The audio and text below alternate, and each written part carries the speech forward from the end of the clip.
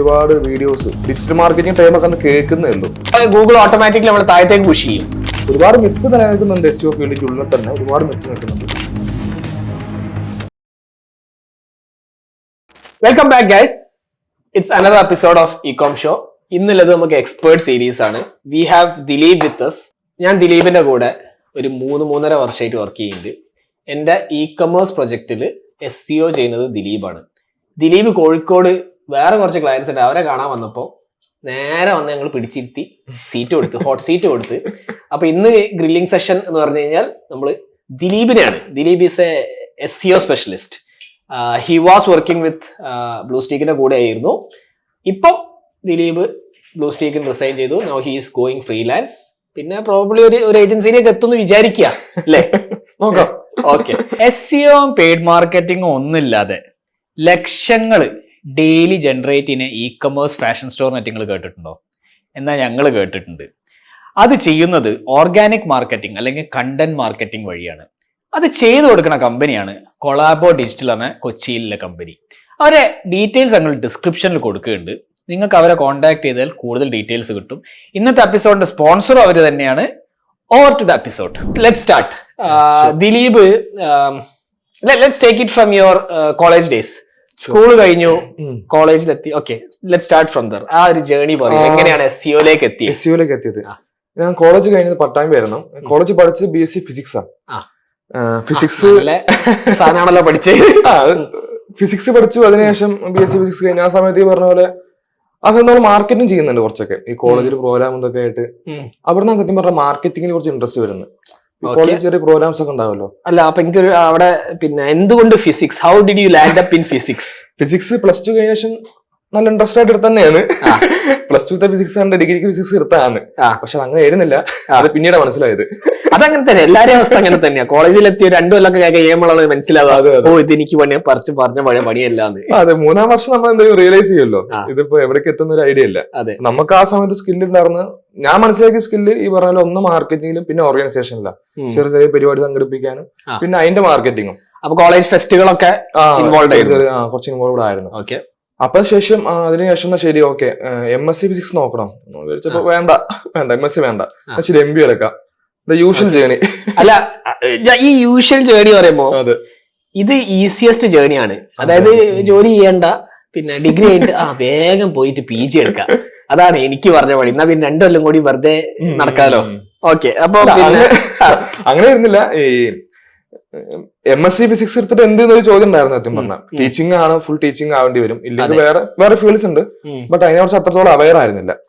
അങ്ങനെയാണ് ശരി എന്നാ ഓക്കെ മാർക്കറ്റിംഗ് HR ഒരു MBA എടുക്കാം. MBA ആകുമ്പോൾ നമുക്ക് എന്ത് ചെയ്യാം, കുറച്ചുകൂടി പ്രൊഫഷണൽ ആയിട്ട് ഫ്ലെക്സിബിലിറ്റി കുറച്ചുകൂടി ഉണ്ട്. കുറച്ചും ഫ്ലെക്സിബിൾ ആയിട്ട് എന്റെ ഒരു ചോദ്യം, കുറച്ചും ഫ്ലെക്സിബിൾ ആയിട്ട് ജോലി ആകുമ്പോൾ നന്നായിരിക്കും എന്നൊരു മൈൻഡിലാണ് MBAക്ക് പോകുന്നത്. അങ്ങനെ കാലിക്കറ്റ് യൂണിവേഴ്സിറ്റിയിലാണ് MBA ചെയ്തത്. കാലിക്കറ്റ് യൂണിവേഴ്സിറ്റി സെന്റർ ഉണ്ട്, അപ്പൊ അതിലാണ് MBA ചെയ്തത്. 2 വർഷം അവിടെ ആയിരുന്നു. ആ സമയത്ത് എനിക്ക് തോന്നുന്നു കോവിഡിന്റെ ഒരു വരവ് ആ സമയത്താ തോന്നുന്നു. കോവിഡ് ബാച്ച് ആണോ? കോവിഡിന്റെ മുന്നെയാണ് തോന്നുന്നു. കോവിഡിന്റെ മുന്നെയാണ്, കൃത്യമായിട്ട് ഓർമ്മയില്ല. ഒരു സമയം ഞാൻ ക്വാറന്റൈന് പോയിട്ടുണ്ട്. അത് ഒരു ക്വാറന്റൈന് പോയിട്ടുണ്ട് ആ സമയത്ത്, കോളേജ് പഠിക്കുന്ന സമയത്ത്. സോ ആ സമയത്താണ് ഈ പറഞ്ഞ പോലെ. അപ്പൊ നമുക്കൊരു ക്ലാസ് എല്ലാം കഴിക്കുന്ന മനസ്സിലാവും നമ്മുടെ ഫീൽഡ് HR ആണോ മാർക്കറ്റിംഗ് ആണെന്ന്. മാർക്കറ്റിംഗ് സത്യം പറഞ്ഞ സെക്കൻഡറി സബ്ജക്ട് ആയിരുന്നു ആ സമയത്ത്. പിന്നീട് ഈ പറഞ്ഞ പോലെ HR എല്ലാം ഒരു തിയററ്റിക്കൽ സാധനങ്ങളാവുന്നു, നമ്മുടെ ഇൻട്രസ്റ്റ് വീണ്ടും മാർക്കറ്റിംഗിലേക്ക് മനസ്സിലാവുന്നു. ആ സമയത്താണ് മാർക്കറ്റിംഗിനെ കൂടുതൽ കുറച്ച് പഠിക്കാൻ വന്നത്. ആ സമയത്ത് ഈ പറഞ്ഞ പോലെ ഒരുപാട് വീഡിയോസ് ഡിജിറ്റൽ മാർക്കറ്റിംഗ് ടൈമൊക്കെ അന്ന് കേൾക്കുന്നേ ഉള്ളൂ. ഡിജിറ്റൽ മാർക്കറ്റിംഗ് പറഞ്ഞ ടൈം കേൾക്കുന്നേ ഉള്ളൂ ആ സമയത്തൊക്കെ. ആ സമയത്ത് കുറെ വീഡിയോസ്, യൂട്യൂബിൽ കുറെ വീഡിയോസ് നോക്കുന്നു. അന്ന് കുറെ ആൾക്കാരുണ്ട്, നെയിൽ പട്ടേൽ ഇപ്പോഴും ഉണ്ട്. നെയിൽ പട്ടേലും കുറെ ആൾക്കാരുണ്ട്. SEO കുറിച്ച് സംസാരിച്ചു ദീപക് കനരാജ് പറഞ്ഞ ആളായിരുന്നു. പുള്ളിക്കാരൻ സംസാരിച്ചൊക്കെ കുറെ വീഡിയോസ് കണ്ടു. അപ്പൊ അങ്ങനെ ഒരുപാട് വീഡിയോസ് കണ്ടിട്ട് ഈ പറഞ്ഞ പോലെ അതിലേക്ക് ഇൻട്രസ്റ്റ് വരുന്നത്. അപ്പൊ നമ്മുടെ ഒരു ഫ്രണ്ടും ഉണ്ട് ഇതേ ഫീൽഡിൽ. പുള്ളിക്കാരനും കൂടി ഇങ്ങനെ നമ്മളെ എൻകറേജ് ചെയ്യും. ഓക്കെ, ഇത് ഡിജിറ്റൽ മാർക്കറ്റ് നൈസ് ആണ്. പക്ഷെ ആ സമയത്ത് നമ്മുടെ ഒരു ഡ്രീം പറയുന്നത്, ആ സമയത്ത് ഞാൻ ഈ മാർക്കറ്റിംഗ് ക്ലാസ്സിലൊക്കെ നമ്മൾ എന്തെങ്കിലും പ്രൊജക്ട് വേണ്ടി സബ്മിറ്റ് ചെയ്യാനോ അല്ലെങ്കിൽ എന്തെങ്കിലും ഒരു ഐഡിയ പ്രസന്റ് ചെയ്യാൻ പറയുമല്ലോ, ആ സമയത്ത് നമ്മൾ ചെയ്യുന്ന പരിപാടി പറഞ്ഞാൽ ഈ സോഷ്യൽ മീഡിയ റിലേറ്റ് ചെയ്തിട്ടുള്ള സാധനങ്ങളൊക്കെ ആയിരുന്നു. അന്ന് ഇൻസ്റ്റാഗ്രാമിക്ക് തോന്നുന്നു ഇൻസ്റ്റാഗ്രാമിന്റെ റീലൊന്നും ഇറങ്ങിയിട്ടില്ല. ടിക്ടോക്ക് ഒക്കെ അന്നുള്ള ഇന്ത്യയിലുള്ള സമയം അതൊക്കെ. ആ സമയത്ത് ചെറിയൊരു പേജൊക്കെ തുടങ്ങിയായിരുന്നു ഈ സോഷ്യൽ മീഡിയ ട്രെൻഡ്സ് അറിയാൻ കൊടുക്കാൻ വേണ്ടിയിട്ട് എന്താണ് നടക്കുന്നത്. ഇപ്പോ ഇൻസ്റ്റാഗ്രാം റീൽസ് വരാൻ പോകുന്നു, ഇന്ത്യയിലേക്ക് വരാൻ പോകുന്നു, ടിക്ടോക്ക് ബാൻ ചെയ്യും. വാട്സപ്പിന്റെ പേയ്മെന്റ് ബ്രസീലിൽ തുടങ്ങി, ഇന്ത്യയിൽ തുടങ്ങാൻ ചാൻസ് ഉണ്ട്. അങ്ങനത്തെ അത്ര പിന്നെ അത് ആ പേജ് ഇപ്പൊ ഒന്നുമില്ല, ആ പേജൊക്കെ പോയി. അങ്ങനെയാണ് ഡിജിറ്റൽ മാർക്കറ്റിംഗ് വരുന്നത്. പിന്നെ ഡിജിറ്റൽ മാർക്കറ്റിംഗ് കംപ്ലീറ്റ് ആയിട്ട് ഒരു കോഴ്സ് ചെയ്തു ഞാൻ ഈ പറഞ്ഞ പോലെ ഒരു ഇൻസ്റ്റിറ്റ്യൂട്ടിൽ ഒരു മെന്ററിന്റെ അണ്ടറിൽ ഞാൻ ചെയ്തു. എവിടെ ഇൻസ്റ്റിറ്റ്യൂട്ട് എവിടെയായിരുന്നു? ഇൻസ്റ്റിറ്റ്യൂട്ട് തൃശ്ശൂരായിരുന്നു. ഒരു മെന്ററിന്റെ അണ്ടറിലാണ് മെയിൻ ആയിട്ട് ചെയ്തത്. അപ്പോൾ ഡിജിറ്റൽ മാർക്കറ്റിംഗ് മൊത്തം പഠിച്ചു. അവിടെ നിന്ന് ഹോൾ ഐഡിയ കിട്ടുന്നത് digital marketing, SEO, marketing automation complete പഠിച്ചിട്ടുണ്ടായിരുന്നു. അതിനുശേഷം കുറച്ചു കാലം അവിടെ തന്നെ വർക്ക് ചെയ്തു. പിന്നെ കുറച്ച് ഫ്രീലാൻസ് പ്രൊജക്റ്റ് അവർ ഉണ്ടായിരുന്നു. ആ സമയത്ത് കുറച്ച് ഫ്രീലാൻസ് പ്രൊജക്റ്റ് അവർ ചെയ്ത് പഠിച്ച് കാര്യങ്ങൾ ചെയ്തു. സ്വന്തം വെബ്സൈറ്റ് ചെയ്തായിരുന്നു ആ സമയത്ത്. അത് റാങ്ക് ചെയ്തപ്പോൾ ഒരു കോൺഫിഡൻസ് ആയി. പോർട്ട്ഫോളിയോ, അതൊരു പോർട്ട്ഫോളിയോ നമ്മൾ റാങ്ക് ചെയ്തപ്പോൾ ഒരു കോൺഫിഡൻസ് ആയി. ശരി, അപ്പൊ SEO ഫോക്കസ് ചെയ്യാം. അങ്ങനെ SEO ഫോക്കസറായി. കുറച്ചു കാലത്തിന് ശേഷമാണ് നമ്മൾ ബ്ലൂ സീക്കിലേക്ക് ഒരു ഹയറിംഗ് വരുന്നത്. 2 ഹയറിംഗ് ഉണ്ടായിരുന്നു, ഡിജിറ്റൽ മാർക്കറ്റിംഗ് മാനേജറും SEO മാനേജറും. ഞാൻ ഡിജിറ്റൽ മാർക്കറ്റിംഗ് മാനേജറിലെ SEOക്കാണ് അപ്ലൈ ചെയ്തത്. കാരണം SEO നമുക്ക് പോർട്ട്ഫോളിയോ ഉള്ളത്. പോർട്ട്ഫോളിയോ ഏതിനാണുള്ളത് അതിന് അപ്ലൈ ചെയ്തു. അങ്ങനെയാണ് SEOക്ക് വരുന്നത്. പിന്നെ ബ്ലൂ സീക്കിൽ വന്നു. ആദ്യം SEO മാനേജർ ആയിരുന്നു. ദെൻ ഇപ്പോ SEO ഹെഡ് ആയിട്ടാണ് അവിടെ ഇറങ്ങിയത്. അതായിരുന്നു മൊത്തത്തിലൊരു ജേണി, കരിയർ ജേണി പറയുമ്പോൾ അങ്ങനെയായിരുന്നു. അതിനിടയ്ക്ക് ഒരുപാട് ക്ലയന്റിനെ മീറ്റ് ചെയ്തു. അത് ഷാനെ എനിക്ക് ആ ആദ്യത്തെ ഒരു ക്ലയന്റ്സിന്റെ ഒരു ജേണി പറയും. എനിക്ക് തോന്നുന്നു ആദ്യത്തെ പറയുമ്പോ Shan one of my first client, like ഒരു മേജർ ക്ലയന്റ് വേണം പറയാം, ഒരു big shot client, right? Okay, എനിക്കത് കേട്ടാ മതി. ഓക്കെ. സോ ആ ഒരു ക്ലയന്റിന് ഇ-കോമേഴ്സും ഈ പറഞ്ഞ പോലെ ഇതിന് മുന്നേ അത്ര ഇ-കോമേഴ്സ് ചെയ്തിരുന്നില്ല. ഒരു എനിക്ക് തോന്നുന്നു ഷാൻ ആ ഒരു പ്രോജക്റ്റ് കിട്ടിയ ശേഷം ഇ-കോമേഴ്സിൽ കൂടുതൽ ഇൻവോൾവ് ആവുന്നത്. ഷോപ്പിഫൈക്കും ബാക്കി പ്ലാറ്റ്ഫോം കോമേഴ്സ് അങ്ങനത്തെ ഒരുപാട് പ്ലാറ്റ്ഫോം ഉണ്ടല്ലോ. അപ്പോൾ ഇ-കോമേഴ്സ് SEO പറഞ്ഞതിലേക്ക് കുറച്ചുകൂടി കോൺസെൻട്രേറ്റ് ആവുന്നത് അതിലേക്കാണ്. ഇപ്പൊ ഏജൻസിയിലാവുമ്പോൾ എന്താ കൂടുതൽ ഇ-കോമേഴ്സ് പ്രോജക്റ്റുകൾ വരുന്ന ഒരു ടെൻഡൻസി ഉണ്ടായിരുന്നു. അതെ, ഇപ്പൊ ഇ-കോമേഴ്സ് റവന്യൂ ബേസ്ഡ് അല്ലെങ്കിൽ ട്രാഫിക് ടു റവന്യൂ ആ ഒരു ബേസ്ഡ് ആണ് പിന്നെ വരുന്നത്. അങ്ങനെയാണ് അതിന് എനിക്കൊന്ന് SEO മേ ബി എല്ലാവർക്കും അറിഞ്ഞോളണമെന്നില്ല. SEO എന്താണെന്ന് എക്സ്പ്ലെയിൻ ചെയ്യോ? SEO സിംപ്ലി ആക്ച്വലി ഒരുപാട് ഡെഫിനിഷൻ ഒന്നും പറയാൻ ആഗ്രഹിക്കുന്നില്ല. ബേസിക്കലി 2 ഒബ്ജക്റ്റീവ് നമുക്ക് പറയാം. അതായത് ഇപ്പൊ business objective. So if you are running a business, അതായത് ഷാൻ ഒരു ബിസിനസ് നടത്തുന്നു, ഒരു അപ്പാരൽ ബ്രാൻഡാണ് നടത്തുന്നത്. So you need to sell product online. അതായത് ഗൂഗിളിൽ കൂടെ പ്രൊഡക്റ്റ് ഓൺലൈൻ സെല് ചെയ്യാൻ പറ്റുക. സോ ഒരു യൂസറെ സംബന്ധിച്ച് എന്താ, യൂസർ സെർച്ച് ചെയ്യാൻ പോകുന്നത് എന്താ, ഒരു മെൻ ടീഷർട്ട് ഓൺലൈൻ ഇന്ത്യ ആണോ, if it's in India, okay, men T-shirt online. So ആ മെൻ ടീഷർട്ട് ഓൺലൈൻ പറഞ്ഞ കീവേഡ് ഗൂഗിൾ സെർച്ച് ചെയ്യുമ്പോൾ അവിടെ വരുന്ന റിസൾട്ട് ആള് ക്ലിക്ക് ചെയ്യുള്ളൂ. ആ ഗൂഗിളിൽ ഫസ്റ്റ് ഒരു 10 റിസൾട്ടിന്റെ ഉള്ളിൽ ക്ലിക്ക് കിട്ടുള്ളൂ. മോസ്റ്റ് പ്രോബബ്ലി 1, 2, 3, 4 ഫോർത്ത് പൊസിഷൻ വരെ കൂടുതൽ ക്ലിക്ക് ഫോർത്തിലേക്കൊന്നും എത്തൂല, ഭയങ്കര ബുദ്ധിമുട്ട്. ആദ്യത്തെ 3 എണ്ണം. അതെ, അവിടെ ഞാൻ നോർമലി സെർച്ച് ചെയ്തിട്ട് 1, 2, 3 3 ടാബായിട്ട് ഓർക്കല. ഓക്കെ.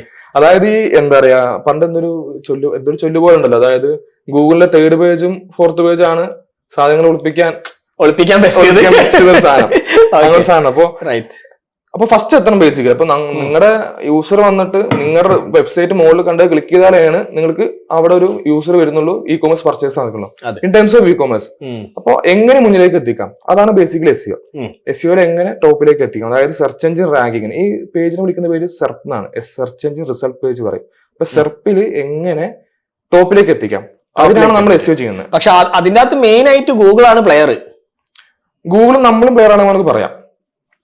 ഓക്കെ, ഗൂഗിൾ അവരുടെ അൽഗോരിതം സെറ്റ് ചെയ്തിട്ടുണ്ട്, അതിനു വേണ്ടി വർക്ക് ചെയ്യണം നമ്മളാ യൂസറിന്. അല്ല, അപ്പൊ ഗൂഗിൾ പോലെ ഇപ്പൊ പണ്ട് യാഹൂ സെർച്ച് ഉണ്ടായിരുന്നു, ആൾട്ടാവിസ്റ്റ് ഉണ്ടായിരുന്നു, അങ്ങനെ പലതും ഉണ്ട്. പക്ഷെ ഇപ്പം ഞാൻ മനസ്സിലാക്കിയ അവിടത്തോളം SEO എന്ന് പറഞ്ഞു കഴിഞ്ഞാൽ എല്ലാരും ഗൂഗിൾ ആണ് ഫോക്കസ് ചെയ്യുന്നത്. ഗൂഗിൾ ഒരു മൊണോപ്പൊളിയാണ്.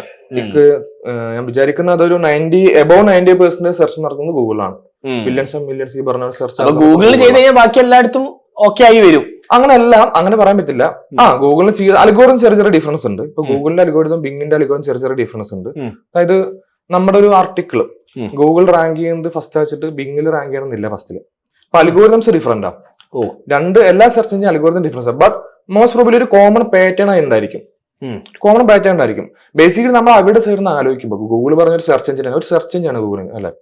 സോ സെർച്ച് എഞ്ചിൻ എന്തിനാ ആൾക്കാർ യൂസ് ചെയ്യുന്നത്? സെർച്ച് ചെയ്യാൻ informations or whatever they need to search.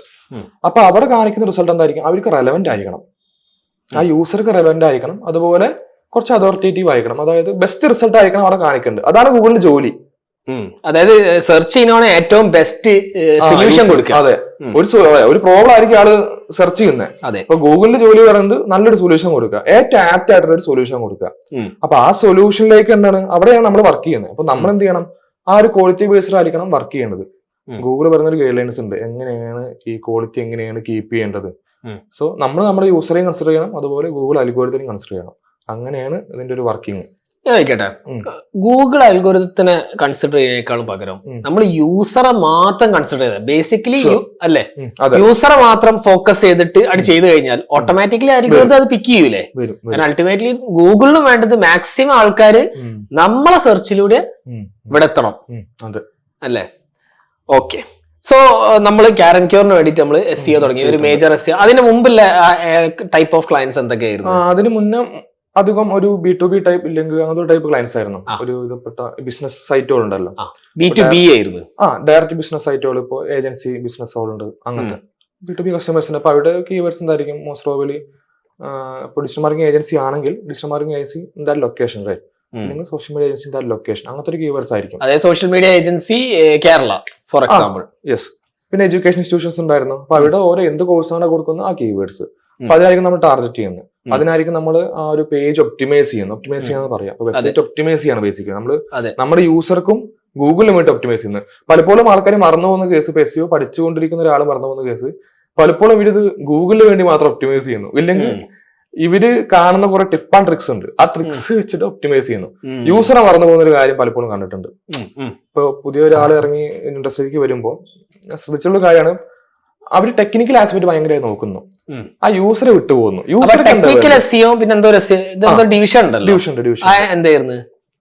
SEO മൂന്നായി തിരിക്കാം. ഒന്ന് on page SEO, of page SEO, technical SEO. On page SEO പറയുമ്പോൾ നമ്മുടെ വെബ്സൈറ്റിന്റെ ഉള്ളിൽ കുറെ സംഭവങ്ങൾ വരുന്നുണ്ട്. ഇപ്പോൾ ടെക്സ്റ്റ് വരുന്നുണ്ട്, ഇമേജ് വരുന്നുണ്ട്. ടെക്സ്റ്റ് പറഞ്ഞ കണ്ടന്റ്, അങ്ങനെ വെബ്സൈറ്റിന്റെ ഉള്ളിൽ വരുന്ന സാധനങ്ങൾ ഒപ്റ്റിമൈസ് ചെയ്യുന്ന പരിപാടിയാണ് on page SEO.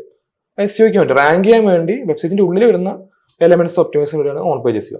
Of page SEO simple ആയി പറയുകയാണെങ്കിൽ വെബ്സൈറ്റിന് പുറത്ത് ചെയ്യുന്ന കാര്യങ്ങൾ റാങ്ക് ചെയ്യാൻ വേണ്ടിയിട്ട്, ഇല്ലെങ്കിൽ വെബ്സൈറ്റ് ഒപ്റ്റിമൈസ് ചെയ്യാൻ വേണ്ടിയിട്ട് വെബ്സൈറ്റിന് പുറത്ത് ചെയ്യുന്ന കാര്യങ്ങളാണ് ഓഫ് പേജ് SEO. അതാണ് ബാക്ക്ലിങ്സ്. അതെ, അതാണ് ബാക്ക്ലിങ്സ്. നമുക്ക് അങ്ങനെ ബാക്ക്ലിങ്സ് നമുക്ക് വിളിക്കാം. ബാക്ക്ലിങ്ക് ഒന്നും പറയാം അതിന്. അതെ, നമുക്ക് കിട്ടുന്ന ഒരു ലിങ്കിനെ നമുക്കിപ്പോ ജസ്റ്റ് അസ്യൂം ലൈക്ക് ഇപ്പൊ ഫോബ്സ് നമുക്കൊരു ലിങ്ക് കിട്ടി, അത് നമുക്കൊരു ബാക്ക് ലിങ്കാണ്. അപ്പൊ ഫോബ്സിന് കയറാങ്കി ഒരു ലിങ്ക് കിട്ടി. So you written about blog, ഏതൊരു ബ്ലോഗ് എഴുതിയായിരിക്കും ഷാനിപ്പോ എന്തൊരു ബ്ലോഗ് എഴുതി. അപ്പൊ ആ ബ്ലോഗിന്റെ റിലേറ്റഡ് ഫോബ്സ് വേറൊരു ബ്ലോഗ് ചെയ്തിട്ടുണ്ട്. അപ്പൊ അവര് റെഫറൻസ് ആയി കൊടുക്കുന്ന നമ്മുടെ സൈറ്റ് ആയിരിക്കാം. So we got a backlink from the. Okay, അപ്പൊ ഗൂഗിൾ കൺസിഡർ ചെയ്യുന്നത് ഫോബ്സ് പോലെ വലിയൊരു എസ്റ്റാബ്ലിഷ്മെന്റ് കാരൻ ക്യൂറിനെ ഇതിന്റെ അകത്ത് റെഫർ ചെയ്തു. അതുകൊണ്ട് ഓക്കെ, കാരൻ ക്യൂർ എന്തോ ഒരു സംഭവമാണ്, ഒരു റെഫറൻസ് പോലെയാണ്. നമ്മളിപ്പോ പറഞ്ഞ പോലെ നമ്മൾ ജോലിക്ക് ട്രൈ ചെയ്യുമ്പോൾ റെഫർ ചെയ്യില്ലേ? കറക്റ്റ്. ജോലിക്ക് ട്രൈ ചെയ്യുമ്പോൾ അതാണ് ബെസ്റ്റ്. പിന്നെ അതിന് പറയാൻ അതില് രണ്ട് കാര്യങ്ങളുണ്ട്. ഒന്ന് ക്വാളിറ്റി പറഞ്ഞ സംഭവമുണ്ട്. അതായത് നമ്മൾ ജോലിക്ക് ട്രൈ ചെയ്യുമ്പോൾ ഒരാളെ റെഫർ ചെയ്യാണ്. അപ്പൊ റെഫർ ചെയ്യുന്ന ആളുടെ അതോറിറ്റി നോക്കിയിട്ടായിരിക്കും ഈ കമ്പനി എടുക്കണ്ടേ ആലോചിക്കുന്നത്. കറക്റ്റ്. ഇതേ സെയിം സാധനം SEOയ്ക്ക് വരുമ്പോ വെച്ചാൽ ക്വാളിറ്റി മാറ്റേഴ്സാ ബാക്ക് ലിങ്കിൽ. ഇപ്പോ ഷാന് വെബ്സൈറ്റിന് ഒരു 30 ബാക്ക് ലിങ്ക് ഉണ്ട് ഒരുപാട് സൈറ്റിൽ നിന്ന്, ഒരുപാട് സൈറ്റുകൾ പ്രത്യേകിച്ച് റിലേറ്റഡ് അല്ല, ഒരുപാട് സൈറ്റുകൾ ബാക്ക് ലിങ്ക് ഉണ്ട്. അതേ പകരം വേറൊരു കോമ്പറ്റീറ്റർ സൈറ്റിന് 2-3 ഇത്തരം അതോറിറ്റേറ്റീവ് സൈറ്റിൽ നിന്ന് നമ്മുടെ സെയിം നിഷ് സൈറ്റിൽ നിന്ന് ആ 3 ബാക്ക് ലിങ്ക് ഉണ്ട്. എന്താ, അതായിരിക്കും ചിലപ്പോൾ ക്വാളിറ്റി. അതാരും ഗൂഗിൾ കൺസിഡർ ചെയ്യാം. കറക്റ്റ്. കാരണം പിന്നെ ആരെങ്കിലും ഒരു ജോലിക്ക് റെഫർ ചെയ്തിട്ട് കാര്യമല്ല. ഇപ്പൊ ദിലീപ് ഒരു SEO അനലിസ്റ്റിനെ അല്ലെങ്കിൽ SEO സ്പെഷ്യലിസ്റ്റിനെ റെഫർ ചെയ്യുമ്പോൾ എനിക്ക് റെഫർ ചെയ്ത് കഴിഞ്ഞാൽ എനിക്കറിയാം ദിലീപാണ് റെഫർ ചെയ്തത്. പക്ഷെ നേരെ മറിച്ച് എന്റെ ടീം റെഫർ ചെയ്ത് കഴിഞ്ഞാൽ പോലും ഞാൻ ചിലപ്പോൾ എടുക്കലുണ്ടാവില്ല. കാരണം ദിലീപിന് അറിയാം SEO ഏറ്റവും ബെസ്റ്റ്. അതാണ് ഏറ്റവും ബെസ്റ്റ് റിലേറ്റബിലിറ്റി. ഓക്കെ, അപ്പം നമുക്ക് ഓഫ് പേജ് SEO ഉണ്ട്, ഓൺ പേജ് SEO ഉണ്ട്, ടെക്നിക്കൽ ആസ്പെക്ട്സ്. ഈ വെബ്സൈറ്റ് ഒരുപാട് ഒരു കനോണിക്കൽ ടാഗ് എന്നൊരു സാധനം പറഞ്ഞുതരാം, ഒരുപാട് കോംപ്ലിക്കേറ്റ് ആക്കുന്നില്ല. ഓക്കെ, കനോണിക്കൽ SEO അല്ല, കനോണിക്കൽ ടാഗ് കനോണിക്കൽ ടാഗ് എന്ന് പറയാം നമുക്ക്. സോ അത് ടെക്നിക്കൽ SEO ചെറിയൊരു ഭാഗമാണ്, ഒരു ഫാക്ടർ ആണ്. അപ്പൊ ഒരുപാട് ഫാക്ടർ ടെക്നിക്കൽ വരുന്നുണ്ട്. ഇപ്പൊ വെബ്സൈറ്റിന് സ്പീഡും അങ്ങനെ ഒരുപാട് കാര്യങ്ങൾ വരുന്നുണ്ട്. ഇതൊക്കെ ഒരു ഫാക്ടർ ആണ്. അപ്പോൾ ടെക്നിക്കൽ ആസ്പെക്റ്റിൽ എങ്ങനെ വെബ്സൈറ്റ് ഒപ്റ്റിമൈസ് ചെയ്യുന്നതാണ് ടെക്നിക്കൽ SEOയിൽ നമ്മൾ ഫോക്കസ് ചെയ്യുന്നത്. ഓക്കെ, ചില ഭാഗങ്ങൾ അതിൽ ഓൺ പേജിലും വരും. ഓക്കെ, ഇപ്പൊ കനോണിക്കൽ ചിലർ ഓൺ പേജിലും കൺസിഡർ ചെയ്യാറുണ്ട്. കനോണിക്കൽ എന്താ പറഞ്ഞുതരാം. ഓക്കെ, കനോണിക്കൽ എന്താ വെച്ചാൽ ജസ്റ്റ് ആസ്യം ഇപ്പൊ ഷോപ്പിഫൈ കളക്ഷൻ ബേസ്ഡ് ആണ് ഒരുപാട് പ്രൊഡക്റ്റ് അല്ലേ. അപ്പൊ നമുക്കൊരു പ്രൊഡക്റ്റ് പേജ് ഉണ്ട്. അപ്പൊ അതിന്റെ URL abc.com/product/ ആ പ്രൊഡക്റ്റ് നെയിം റൈറ്റ്. അത് നമ്മൾ കളക്ഷനിൽ ആഡ് ചെയ്യുമ്പോൾ എന്താ, അതൊരു പുതിയൊരു URL ആയിട്ട് ഫോം ചെയ്യാൻ ചാൻസ് ഉണ്ട്. അങ്ങനെ തന്നെ ഒരു കളക്ഷൻ നമ്മൾ പ്രത്യേകം അറിയുമ്പോൾ അതിന്റെ ഇത് മാറിയിട്ട് abc.com/ collection/ product/ that product name. അതെ. ഇപ്പോ സെയിം പ്രൊഡക്റ്റ് 2 URL-ആയിട്ട് വന്നു. അപ്പൊ ഇതേപോലെ മൾട്ടിപ്പിൾ കളക്ഷൻ നമ്മൾ അറിയുമ്പോൾ അത്രയും മൾട്ടിപ്പിൾ URLs വരും സെയിം പ്രൊഡക്റ്റിന്. അതെ. ഇതൊക്കെ എന്താ പരസ്പരം ഡ്യൂപ്ലിക്കേറ്റാ. കറക്റ്റ് അല്ലേ? സോ നമ്മൾ ഗൂഗിളിൽ അടുത്ത് പറയാണ് ഇതൊന്നും നമ്മുടെ ഒറിജിനൽ വെർഷൻ പേജ് അല്ല, ഇതാണ് ഒറിജിനൽ വെർഷൻ, ഇത് മാത്രം ഇൻഡെക്സ് ചെയ്താൽ മതി. അപ്പൊ നമ്മൾ ഗൂഗിളിൽ പറയും പ്രൊഡക്റ്റ് പേജ് ആണ് നമ്മുടെ ഒറിജിനൽ വെർഷൻ പേജ്. നമ്മളൊരു ടാഗ് അങ്ങോട്ട് കൊടുക്കും, ഒരു ടാഗ് അങ്ങോട്ട് കൊടുക്കും, ഇതാണ് നമ്മുടെ ഒറിജിനൽ പേജ്, ഇത് മാത്രം നോക്കിയാൽ മതി. ബാക്കിയൊക്കെ ഇതിന്റെ duplicates or near duplicate space ആണ്, അത് കൺസിഡർ ചെയ്യേണ്ട, ഇത് മാത്രം കൺസിഡർ ചെയ്താൽ മതി. അതാണ് ഒരു കാര്യങ്ങളുണ്ട്. അപ്പൊ ഇങ്ങനത്തെ ഒരുപാട് കാര്യങ്ങളുണ്ട്. ഇപ്പൊ ഒരു മൾട്ടിലിംഗ്വൽ സൈറ്റ്, ഇപ്പൊ ഒരുപാട് ഇപ്പൊ അറബിക്കും ഇംഗ്ലീഷ് അങ്ങനത്തെ മൾട്ടിലിംഗ്വൽ സൈറ്റിലൊക്കെ വരുമ്പോൾ ഈ പറഞ്ഞ പോലെ അത് കാനിക്കൽ ആവൂലല്ലോ. അല്ല, കാനോണിക്കൽ അല്ല. അപ്പൊ അങ്ങനത്തെയും ഒരുപാട് കാര്യങ്ങൾ ടെക്നിക്കൽ സിയോയിൽ നോക്കാനുണ്ട്. CHR-F-LANG പറഞ്ഞ ടാഗുകളൊക്കെ ഉണ്ട്. നമ്മൾ ഏത് യൂസർ ടൈപ്പ് അനുസരിച്ചിട്ട് ഇപ്പൊ അറബി സംസാരിക്കുന്ന ആൾക്ക് അറബിക് പേജ് കാണിക്കാനും, UAE ഇല്ലെങ്കിൽ വേറൊരു കൺട്രിയിൽ ഇംഗ്ലീഷ് സംസാരിക്കാനവർക്ക് ഇംഗ്ലീഷ് വെർഷൻ പേജ് കാണിക്കാനുള്ള ഓട്ടോമാറ്റിക് ഒരു ടാഗ് സെറ്റ് ചെയ്യുന്നു. അങ്ങനെ ഒരുപാട് കാര്യങ്ങൾ ടെക്നിക്കൽ സിയോയിൽ വരുന്നുണ്ട്. ടെക്നിക്കൽ SEO-ണ്ട്. ഈ ടെക്നിക്കൽ SEO-ന്റെ കാര്യം പറയുമ്പോൾ ഞാൻ ദിലീപിന്റെ അടുത്ത് തന്നെയാണ് പഠിച്ചത്. ആക്ച്വലി പേജ് സ്പീഡ് മാറ്റേഴ്സ് എന്നില്ല. ആ പേജ് സ്പീഡ് മേലെ ഞങ്ങൾ ഒരു കമ്പനി തന്നെ ഉണ്ടാക്കിയിട്ടുണ്ട്. അപ്പോ അപ്പൊ ആ ഒരു story I think that will be interesting. ദിലീപാണ് പറയുന്നത്. അതെങ്ങനെയാണ് നമ്മൾ തുടങ്ങിയത്? എനിക്ക് തോന്നുന്നു ഷോപ്പിഫൈന്റെ ഒരുവിധം ഷോപ്പിഫൈ സ്റ്റോറിന്റെ എല്ലാം ഒരു പ്രശ്നമാണ് പേജ് സ്പീഡ്. ഇപ്പൊ പേജ് സ്പീഡ് ഒരു ഇമ്പോർട്ടന്റ് ഫാക്ടർ ആണ്. SEO-ൽ ഇമ്പോർട്ടന്റ് ഫാക്ടർ ആണ്. സിമ്പിൾ, ലൈക്ക് അതായത് ഇപ്പൊ ഒരു യൂസർ നമ്മുടെ പേജിൽ കയറുന്നു, ഈ സാധനം ലോഡ് ആയാലല്ല യൂസർക്ക് ഇൻഫർമേഷൻ കാണാൻ പറ്റുള്ളൂ. സെയിം അങ്ങനെ യൂസേഴ്സ് ആയിരിക്കും ചിന്തിക്കാം. നമുക്ക് പേജ് പെട്ടെന്ന് ലോഡ് ആയാലാണ് യൂസർക്ക് സംഭവം എക്സ്പീരിയൻസ് ഉള്ളൂ, യൂസർ എക്സ്പീരിയൻസ് ഉള്ളൂ. ഇല്ലെങ്കിൽ എന്താ യൂസർ ബൗൺസ് ആയി പോകും. ബൗൺസ് ആവുന്ന പറഞ്ഞാല് പുറത്തേക്ക് പോകും.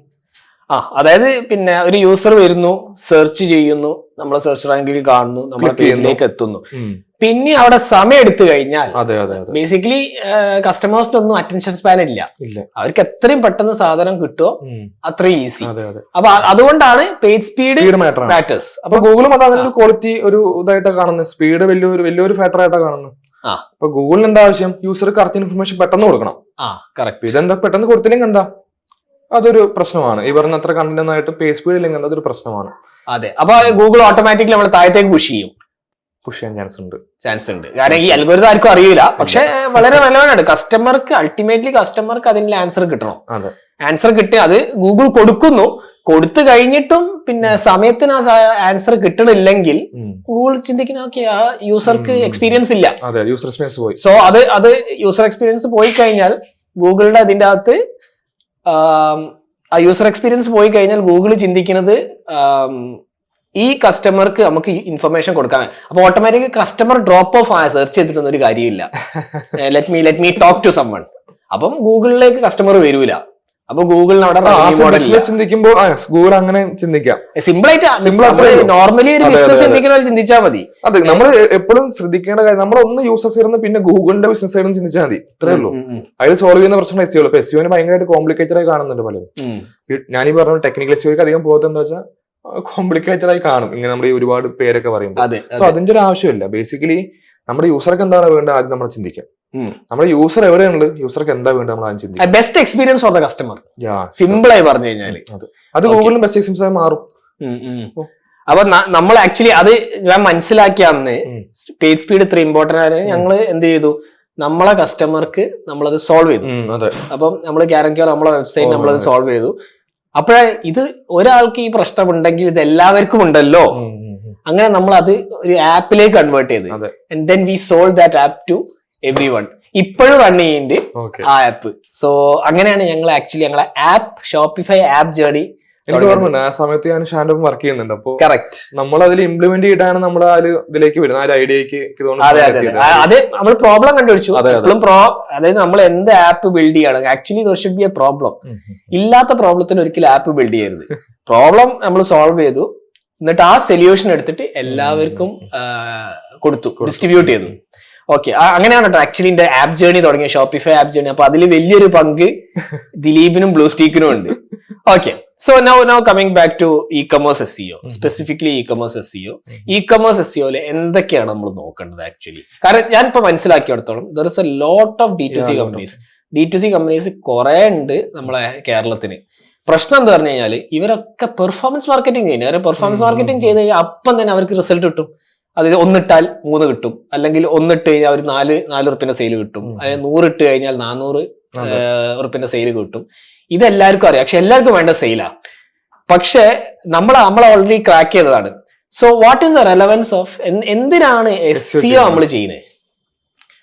നമുക്ക് ജസ്റ്റ് മാർക്കറ്റിംഗ് തുടങ്ങാം. മാർക്കറ്റിംഗ് എന്ന് പറയുന്നത് ഷാൻ പറഞ്ഞ പോലെ തന്നെ ഒരു ബ്രാൻഡ് തുടങ്ങുമ്പോൾ അവർക്ക് ഒരുപാട് ഓപ്ഷൻസ് ഉണ്ട് മാർക്കറ്റിംഗ്. ഇവൻ ട്രഡീഷണൽ മാർക്കറ്റിംഗ് ചെയ്യാം, ഡിജിറ്റൽ മാർക്കറ്റ് അത് ഓപ്ഷനല്ല. ട്രഡീഷണൽ ചെയ്യണോ, ഡിജിറ്റൽ മാർക്കറ്റിംഗ് ചെയ്യണോ, അതെ. ഇവൻ ഡിജിറ്റൽ മാർക്കറ്റിംഗ് ഏത് ചെയ്യണം. ഒരു തുടക്കക്കാരന് പലപ്പോഴും SEO വയബിൾ ആയി തോന്നുന്നില്ല, കാരണം റിസൾട്ട് ഇമ്മീഡിയറ്റ്ലി റിസൾട്ട് കിട്ടൂല. ഓക്കെ, ബട്ട് ലോങ് ടൈമിൽ ചിന്തിക്കുമ്പോൾ എന്താ SEO ആണ് എപ്പോഴും വയബിൾ. ഇപ്പോൾ ഞാൻ പറയുകയാണെങ്കിൽ ഇപ്പോൾ നമുക്ക് കേരാങ്കൂറിന്റെ കേസ് എടുക്കുമ്പോൾ തന്നെ കേരാങ്കൂറിന് നമ്മൾ തുടങ്ങുന്ന സമയത്ത് SEOക്ക് തോന്നുന്നു 5ാമത് എങ്ങാണ്ടായിരുന്നു അക്വിസിഷൻ, കസ്റ്റമർ അക്വിസിഷൻ 5 or 6 എങ്ങാണ്ടായിരുന്നു. അത് പെയ്ഡ് സോഷ്യൽ ഉണ്ട്, അതുപോലെ പെയ്ഡ് ഗൂഗിൾ ആഡ്സ് ഉണ്ടായിരുന്നു. എല്ലാം കഴിഞ്ഞിട്ട് ലാസ്റ്റ് ആയിരുന്നു. സ്നാപ്ചാറ്റിന് വരെ വരുന്നുണ്ട്, പക്ഷെ ഗൂഗിളിന്റെ ഓർഗാനിക് SEO വളരെ ലിമിറ്റഡ് ആയിരുന്നു. പക്ഷെ എന്നെ ലോങ് ടൈം ആണെങ്കിൽ എന്താണ് SEO ആണ് നമുക്കൊരു ബിസിനസ്സിന് എന്താ പറയുക സ്ട്രോങ് ആയിട്ടൊരു മാർക്കറ്റിംഗ് ആയിട്ട് നിൽക്കുള്ളൂ. അതായത് നമ്മൾ പെയ്ഡ് മാർക്കറ്റിംഗ് എന്താ, ഇപ്പൊ കാശ് കൊടുക്കുന്നു, ഇപ്പൊ റിസൾട്ട് കിട്ടുന്നു, കാശ് കിട്ടും. അതെ, പക്ഷെ അൾട്ടിമേറ്റ്ലി പ്രോഫിറ്റബിൾ ആവൂല. ഇതാണ് ഏറ്റവും വലിയ പ്രശ്നം. അതായത് എല്ലാരും പമ്പ് ചെയ്യാണ് ഫേസ്ബുക്കിലേക്ക്, അതായത് മെറ്റാ പ്ലാറ്റ്ഫോംസിലേക്ക് കസ്റ്റമറെ കിട്ടാൻ വേണ്ടിയിട്ട്. പക്ഷെ അൾട്ടിമേറ്റ്ലി നമ്മൾ ആ ബോട്ടം ലൈൻ നോക്കുമ്പോൾ നെറ്റ് പ്രോഫിറ്റിൽ ഒന്നും ഉണ്ടാവില്ല. കസ്റ്റമർ കുറെ വന്നിട്ടുണ്ടാവും, കുറെ സാധനം വിറ്റിട്ടുണ്ടാവും, നമ്മൾ കുറെ പണിയെടുത്തിട്ടുണ്ടാവും, പക്ഷെ എന്താണ് ബോട്ടം ലൈൻ ഇല്ല. അപ്പൊ ഇത് തന്നെയാണ് ഞാൻ ചെയ്തതും കാരൻക്യൂറിൽ ഞാൻ ചെയ്തത് പറഞ്ഞാല് നമ്മള് ക്വിക്ക് വിൻസ് കിട്ടാൻ വേണ്ടിയിട്ട്, പെട്ടെന്ന് വിൻസ് കിട്ടാൻ വേണ്ടി നമ്മൾ പെർഫോമൻസ് മാർക്കറ്റിംഗ് ചെയ്തു. എന്നിട്ട് നമ്മൾ എനിക്കൊന്ന് ഒരു 3 മാസത്തെ, ആദ്യത്തെ മാസം, 2ാമത്തെ മാസം, 3ാമത്തെ മാസം നമ്മൾ SEO തുടങ്ങിയിട്ടുണ്ട്. ഇപ്പം ആക്ച്വലി കാരൻക്യൂർ ജീവിച്ചു പോണത് SEOയിലാണ്. കാരണം എനിക്കൊന്ന് 40-50% നമ്മൾ സ്പെൻഡ് ഉണ്ടായിരുന്നു പെർഫോമൻസ് മാർക്കറ്റിംഗ്. അതായത് റവന്യൂവിന്റെ 40-50% നമ്മൾ കൊടുക്കും. ഇപ്പൊ എനിക്കൊന്ന് it has come down to less than 5%. ബാക്കിയൊക്കെ ഗൂഗിൾ SEO അടിച്ചു കയറിയത് കൊണ്ട്. പക്ഷെ it took us 4 years. 3 years, right? 2020 നമ്മൾ തുടങ്ങി. 21, 22, 23, ഇപ്പൊ 23 24, 4th one. ഇ-കൊമേഴ്സ് SEO ചെയ്യുമ്പോൾ എവിടൊക്കെയാണ് നോക്കേണ്ടത്, എന്തൊക്കെയാണ് നോക്കേണ്ടത്, and why is it actually important? ഞാൻ മനസ്സിലാക്കിയിടത്തോളം പിന്നെ D2C കമ്പനീസ്, പ്രത്യേകിച്ച് കേരളത്തിലെ എല്ലാവരും പെയ്ഡ് മാർക്കറ്റിംഗിലാണ് ഫോക്കസ്. പെയ്ഡ് മാർക്കറ്റിംഗിൽ ഫോക്കസ് ചെയ്ത് അവരെ സംബന്ധിച്ചിടത്തോളം സാധനം കിട്ടും, പക്ഷെ അൾട്ടിമേറ്റ്ലി ബോട്ടം ലൈൻ ഇല്ല. SEOന്റെ പ്രശ്നം പറഞ്ഞാൽ മിനിമം 6 months എടുക്കും. ഞാൻ മനസ്സിലാക്കിയിടത്തോളം ഒന്ന് റാങ്ക് ആയി വരാം, ഒരു ടോപ്പ് 3 വരണമെങ്കിൽ ഒരു 6 മാസമെങ്കിലും നമ്മൾ മെനക്കെടണം. പക്ഷെ അറ്റൻഷൻ സ്പാൻ ഇല്ലാറില്ല നമ്മൾ കസ്റ്റമേഴ്സിന്. ഇതേപോലെ സ്റ്റോർ ഓണേഴ്സിന് അറ്റൻഷൻ സ്പാൻ ഇല്ല. അവർക്ക് 6 months ഒന്ന് വെയിറ്റ്. ലോങ് ടേം സ്ട്രാറ്റജി ആർക്കും ഇല്ല, എല്ലാവരും ഷോർട്ട് ടേം സ്ട്രാറ്റജി മേലാണ്. സോ എന്റെ അഭിപ്രായത്തിൽ രണ്ടും വേണം, ഷോർട്ട് ടൈം വേണം, ലോങ് ടൈം വേണം. ഇപ്പൊ ഒരാൾ സ്റ്റോർ തുടങ്ങുന്ന സമയത്ത് മേ ബി SEO ചെയ്യേണ്ടതല്ല പറയുന്നത്, SEOക്ക് തുടക്കത്തിൽ തന്നെ ഒരു ബെറ്റർ റിസൾട്ട് കൊണ്ടുവരാൻ പറ്റിക്കോളന്നില്ല. ആ സമയത്തോടെ പെയ്ഡ് മാർക്കറ്റിംഗ് ആയിരിക്കും ഹെൽപ്പ് ചെയ്യാം. പക്ഷെ at the same time we need to build that engine right there. അതായത് നമ്മൾ ആ എഞ്ചിൻ അവിടെ തന്നെ സ്റ്റാർട്ട് ചെയ്യാൻ തുടങ്ങണം. SEO സ്റ്റാർട്ട് ചെയ്യുന്നത് ബേസിക്കലി ഇവർ എന്ത് സാധനം സെല് ചെയ്യുന്ന ആദ്യം മനസ്സിലാക്കണം. അതായത് എല്ലാ മാർക്കറ്റിംഗ് അങ്ങനെ തന്നെയാണ്, SEO അങ്ങനത്തെ തുടങ്ങുന്നത്. ബിസിനസ്സിനെ കൃത്യമായി മനസ്സിലാക്കുക എന്നുള്ളതാണ് ബിസിനസ്സിനെയും ആ ബിസിനസിന്റെ പ്രൊഡക്റ്റ് യൂസ് ചെയ്യുന്ന യൂസേഴ്സിനെയും കൃത്യമായി മനസ്സിലാക്കുന്നത് എല്ലാത്തിനും സ്റ്റാർട്ടിംഗ് പോയിന്റ്. SEOയിലും സെയിം ആണ്. ഓക്കെ, അത് കഴിഞ്ഞിട്ടാണ് ഈ പറഞ്ഞൊരു ഗൂഗിളിന്റെ കേസൊക്കെ വരുന്നുള്ളൂ. സോ എന്താണ് യൂസർക്ക് വേണ്ടത്, കസ്റ്റമർക്ക് എന്താണ് വേണ്ടത്? ചിലപ്പോൾ അത് പ്രൊഡക്റ്റ് ആയിട്ടായിരിക്കാം, ചിലപ്പോൾ സ്റ്റോറീസ് ആയിട്ടായിരിക്കാം, ഇൻഫർമേഷൻ സാധനങ്ങളായിരിക്കാം. ഇപ്പൊ ഒരു ഇലക്ട്രോണിക് സ്റ്റോറോ അല്ലെങ്കിൽ gifting store whatever. So gifting store നമ്മൾ പ്രൊഡക്റ്റ് ഒപ്റ്റിമൈസ് ചെയ്യുന്നു, പ്രൊഡക്റ്റ് റാങ്ക് ചെയ്യുന്നു, we are getting the sales from the product sales. Like product പേജിൽ നമുക്ക് ഒരുപാട് സെയിൽസ് വരുന്നുണ്ട്. ബട്ട് അറ്റ് സെയിം ടൈം കുറച്ചുകൂടി ലോങ് ടൈം ആയി പോകണം. നമുക്ക് അവിടെ ഒരു കണ്ടന്റ് സ്ട്രാറ്റജി വേണം. ഒരു ലോങ് ടൈം കണ്ടന്റ് സ്ട്രാറ്റജി എപ്പോഴും ബിൽഡ് ചെയ്യണം. നമ്മുടെ ആ ഒരു ഓഡിയൻസിനെ കീപ്പ് ചെയ്യാൻ വേണ്ടിയിട്ട് എൻഗേജ് ചെയ്യുക. ആ എൻഗേജ് ചെയ്ത ഓഡിയൻസിന് ഇൻഫർമേഷൻ കൊടുത്തിട്ട് നമുക്ക് കൺവേർട്ട് ചെയ്യാൻ പറ്റും. ഇപ്പോൾ ജസ്റ്റ് അസ്യൂം ലൈക്ക് ഇപ്പോൾ ഈ ഗിഫ്റ്റിംഗ് സ്റ്റോർ വിട്ടിട്ട് ഞാൻ വേറെ ഇതിലേക്ക് വരാം. അതായത് ഇപ്പോൾ we are selling some mobile or something like അത് ഒരു സാംസങ് മൊബൈൽ സെല് ചെയ്യുന്നുണ്ട്. So what we can do is like അതിനെ പറ്റിയുള്ള ഒരു കംപ്ലീറ്റ് ഇൻഫർമേഷൻ നമ്മുടെ കണ്ടന്റ് ഇതിൽ വേണം, കണ്ടന്റ് സ്ട്രാറ്റജിയിൽ വേണം. അതായത് ഇപ്പോൾ ഈ മൊബൈലിന്റെ ഫീച്ചർ എന്തൊക്കെയാണ്, അതായത് ഈ മൊബൈലിന്റെ സോ അതിന് നമുക്ക് എന്താ പറയുക ഒരു ടോപ്പിക് അതോറിറ്റി ബിൽഡ് ചെയ്യാന്ന് പറയും. സോ നമ്മൾ എന്തിനാണോ ബെസ്റ്റ് എന്ന് നമ്മൾ ഗൂഗിൾ കാണിച്ചു കൊടുക്കുകയാണ്. നമ്മൾ എന്തിനാണ് ബെസ്റ്റ് ഗൂഗിൾ കാണിച്ചു കൊടുക്കുക in through the blogs or information contents. Okay, so അതിനൊരു ടോപ്പിക്കൽ ക്ലസ്റ്റേഴ്സ് എന്ന് പറയാം. ടോപ്പിക്കൽ അതോറിറ്റി അതിന്റെ 4 ടോപ്പിക്കൽ ക്ലസ്റ്റേഴ്സ്. സോ നമ്മളൊരു മൊബൈൽ എടുക്കുന്നു. ഇപ്പൊ മൊബൈലിന്റെ പല മോഡല്, ആ മോഡലിനെ കുറിച്ചുള്ള ഇൻഫർമേഷൻസ് ഓരോ ക്ലസ്റ്റർ ആയിട്ട്. അതുപോലെ പിന്നെ അവര് TV സെല് ചെയ്യുന്നത്, TV ഒരു എന്താ പറയാ പില്ലർ കണ്ടന്റ് ആയിട്ട് അതിന്റെ 4 ഹബ് സാധനങ്ങൾ. അപ്പോൾ അതിനെ കുറിച്ചുള്ള informations, which is the best 32 inch 43 inch കൂടുതൽ കണ്ടന്റ് വരുന്നതിനനുസരിച്ച് കണ്ടന്റ് കൂടുതൽ വരികയെന്നുള്ളതിനെക്കാട്ടും കൂടുതൽ ക്വാളിറ്റി കണ്ടന്റ് അങ്ങനെ പറയാം. അവർക്ക് ഒരു TV സെലക്ട് ചെയ്യുമ്പോൾ ഒരുപാട് ഡൗട്ട്സ് ഉണ്ടാകാൻ ചാൻസ് ഉണ്ട് അല്ലേ? സോ ഈവൻ ഇപ്പൊ ടിവിയിൽ ഒരുപാട് സാധനം അൾട്രാ HD ഉണ്ട്, ഫുൾ HD ഉണ്ട്. ഇതൊക്കെ എന്താ? അപ്പൊ ഈ ഇൻഫർമേഷൻ എല്ലാം നമ്മൾ ബ്ലോഗ് കൂടെ അല്ലെങ്കിൽ നമ്മുടെ കണ്ടന്റ് സ്ട്രാറ്റജി കൂടെ കൊടുക്കുന്നു. അത് വായിച്ച ഒരാൾക്ക് എന്താ നമ്മുടെ ട്രസ്റ്റ് വരുന്നുണ്ട്. അതെ, ആ ട്രസ്റ്റ് നമുക്ക് എന്ത് ചെയ്യാൻ പറ്റും? ലോങ് ടൈമിൽ നമ്മുടെ ഇതിലേക്ക് കൺവേർട്ട് ചെയ്യാൻ പറ്റും. അത് ബേസിക്കലി നമ്മളെ വെബ്സൈറ്റിൽ അവര് കൂടുതൽ സമയം ചെലവഴിക്കുമ്പോൾ ഗൂഗിളിന് മനസ്സിലാവണത് ഇതൊരു ട്രസ്റ്റബിൾ വെബ്സൈറ്റ് ആണ്. ഡ്വെല്ലിംഗ് ടൈം എന്ന് പറയും നിങ്ങൾ SEOയില്. അങ്ങനെയും വേണമെങ്കിൽ പറയാം. അതായത് എങ്ങനെ വെച്ചാൽ കൂടുതൽ സമയം ചെലവഴിക്കുക എന്ന് പറയുമ്പോൾ that's also fine actually. Like അങ്ങനെ നമുക്കൊരു ഇതിൽ വിഷയം എന്താ വെച്ചാലേ, ഇപ്പൊ ഗൂഗിളിന്റെ അൽഗോരിതം ഒരിക്കലും ഗൂഗിൾ പുറത്തു വിടുന്നില്ല.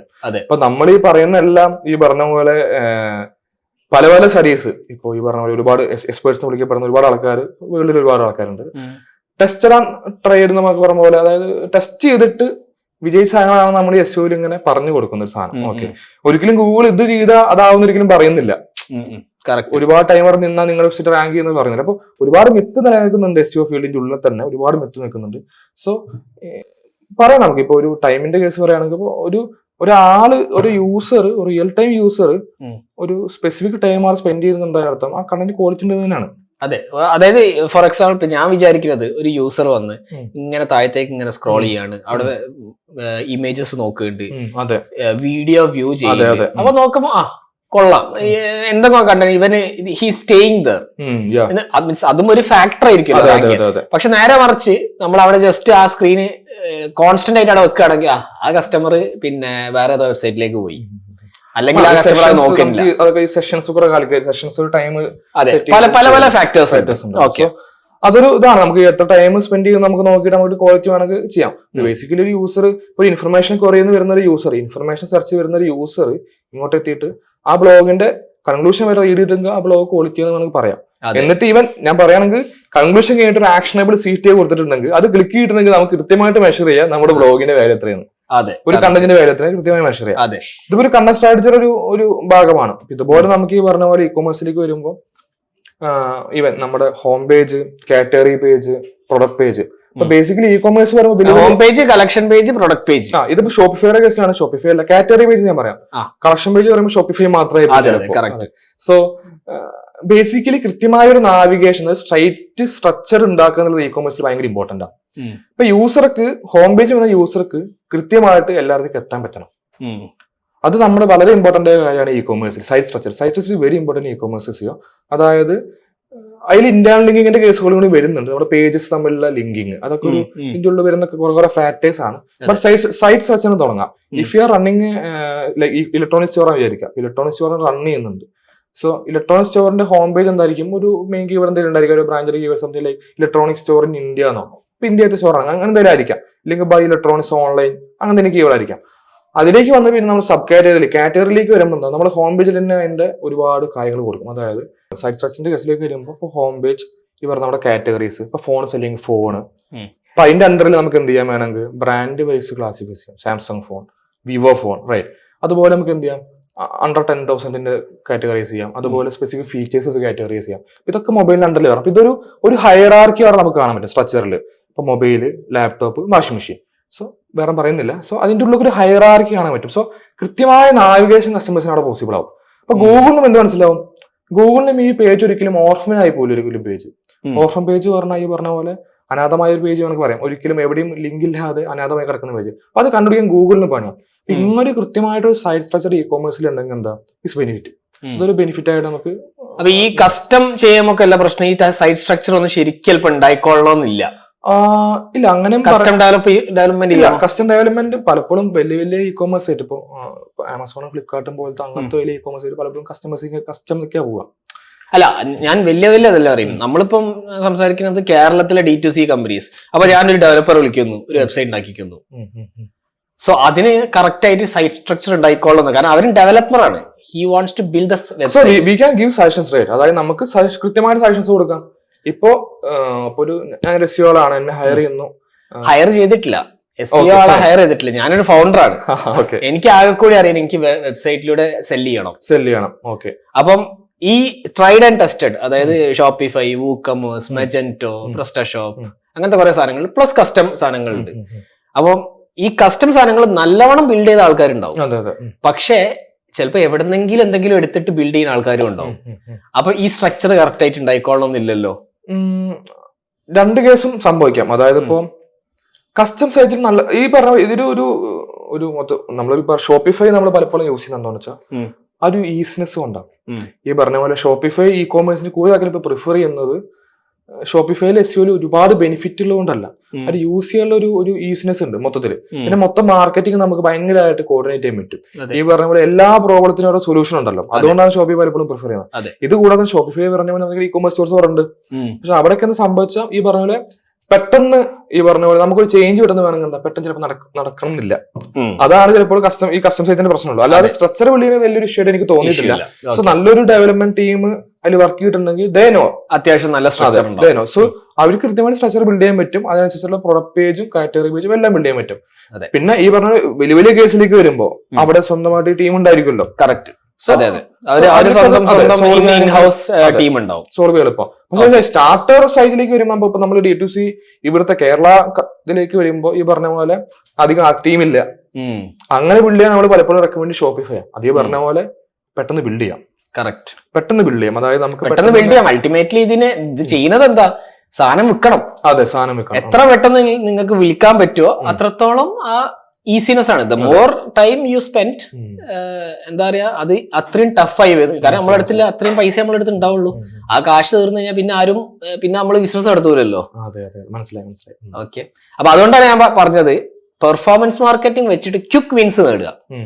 ആൻഡ് ആ ക്വിക്ക് വിൻസ് വെച്ചിട്ട് ഈ ബിസിനസ് സസ്റ്റൈനബിൾ ആവില്ല, പക്ഷെ സെയിൽസ് കിട്ടും. എന്നിട്ട് SEO വെച്ചിട്ട് ഇത് ലോങ് ടേം സ്ട്രാറ്റജി ഉണ്ടാക്കുക. ലോങ് ടേമിൽ SEO ആണ്, അല്ലെങ്കിൽ ഗൂഗിളിന്റെ ഫസ്റ്റിൽ വന്നു കഴിഞ്ഞാൽ മാത്രമേ നിങ്ങൾക്ക് സസ്റ്റൈനബിൾ ആയിട്ട് കസ്റ്റമേഴ്സ് വന്നുകൊണ്ടേയിരിക്കുള്ളൂ. ഒരു കൺസിസ്റ്റൻസി ഉണ്ടായിരിക്കും റിസൾട്ടിനല്ല. അതെ, SEOന്റെ ഏത് ഒരു റാങ്കിങ്ങിന് ഒരു കൺസിസ്റ്റന്റ് ഒരു മാനർ ഉണ്ടായിരിക്കും എല്ലാത്തിനും. അതെ. അപ്പൊ നമ്മളൊരു വൺസ് നമ്മൾ റാങ്ക് ചെയ്ത് താഴെ പോവില്ല എന്നല്ല പറയുന്നത്. ബട്ട് ഒരു പെട്ടെന്ന് ഒരു ചേഞ്ച് ഉണ്ടാവില്ല ക്വാളിറ്റി റിസൾട്ട് ആണെങ്കിൽ. അതെ. ഇപ്പൊ മോശം കണ്ടന്റ് വെച്ച് ബ്ലാക്ക് ഹാറ്റ് SEO ചെയ്യുന്ന സാധനങ്ങളാണെങ്കിൽ പറഞ്ഞാൽ ഒരു അപ്ഡേറ്റ് വന്നാൽ അത് നമ്മൾ ഒരിക്കലും ഡിസ്കസ് ചെയ്യുന്നില്ല.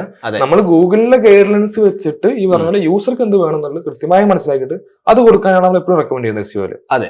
അപ്പൊ ഇതിന്റെ അകത്ത് ഏറ്റവും ഇമ്പോർട്ടന്റ് കണ്ടന്റ് തന്നെയാണ്. കണ്ടന്റ് ആണ് ഏറ്റവും ബിഗ്ഗസ്റ്റ് ഫാക്ടർ. എനിക്ക് തോന്നുന്ന കണ്ടന്റ് ആണ്. അല്ലെ, അത് കഴിഞ്ഞിട്ട് ബാക്കി ഫാക്ടേഴ്സ് ഒക്കെ വരുന്നുള്ളൂ. പറയാം, ഡിബേറ്റ്സ് എന്ന് പറഞ്ഞ പോലെയാണ്. ഇപ്പൊ ഈ പറഞ്ഞ നമുക്ക് ഒരിക്കലും അതാണ് ഞാൻ ഒരിക്കലും ഉറപ്പിച്ച് പറയാൻ പറ്റില്ല. ബിക്കോസ് എനിക്ക് എന്നെ തന്നെ SEO എക്സ്പെർട്ട് എന്ന് വിളിക്കാൻ ഒരിക്കലും താല്പര്യമില്ല. എന്തുകൊണ്ടാ വെച്ചാല് is changing, right? Every day is changing. No one know the correct algorithm Google. അപ്പൊ ഒരിക്കലും ഒരാള് പലപ്പോഴും ഇതൊരു ഡിസ്കഷൻ, പണ്ട് SEO ഡിസ്കഷൻ ആയിരുന്നു, ആരാണ് SEO എക്സ്പെർട്ട്. അപ്പൊ ഈ പറഞ്ഞ പോലെ ഒരുപാട് ഇയേഴ്സ് വർക്ക് ചെയ്ത് എന്തായാലും എക്സ്പീരിയൻസ് ഉണ്ടായിരിക്കാം. ബട്ട് ആളെ SEO എക്സ്പെർട്ട് ആണോ, ഇല്ലെങ്കിൽ കുറച്ചു കാലം കൊണ്ട് SEO എക്സ്പെർട്ട് ആയോ? സോ ഇതൊക്കെ ഒരു ഇതാണ്. അപ്പൊ നമ്മള് ഗൂഗിളിനെ കൃത്യമായി മനസ്സിലാക്കുക, ഗൂഗിളിന്റെ യൂസറിനെ കൃത്യമായി മനസ്സിലാക്കുക എന്നുള്ളൊരു കേസ് ഇവിടെ വരുന്നുള്ളൂ. ആ ഒരു സംഭവം ഉണ്ട് ഇതിന്റെ ഉള്ളു. അത് മനസ്സിലാക്കി. അപ്പം അതിന്റെ അകത്ത് തന്നെ അൾട്ടിമേറ്റ്ലി യൂസർക്ക് സംഭവം മനസ്സിലായാലേ സെയിൽ നടക്കുള്ളൂ. അല്ലെങ്കിൽ നമ്മൾ എന്തെങ്കിലും കുറെ ജാർഗൺസ് അതിന്റെ ഉള്ളിൽ കയറ്റിയിട്ട് കാര്യമല്ല.